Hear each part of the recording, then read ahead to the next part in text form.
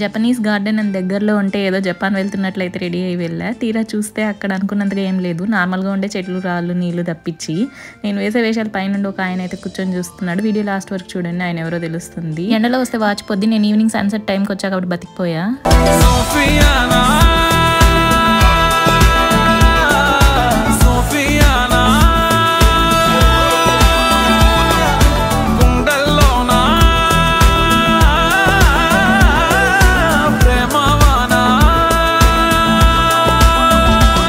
అలా ఒక బీజం వేసుకున్నాక ఇక్కడ ఒక పెద్ద బోర్డు అయితే కనపడింది. అంత చదివే ఓపిక లేక అలా ముందుకు వెళ్ళాను.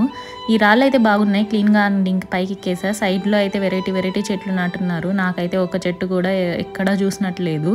ఇవే ఆ జపనీస్ చెట్లేమో.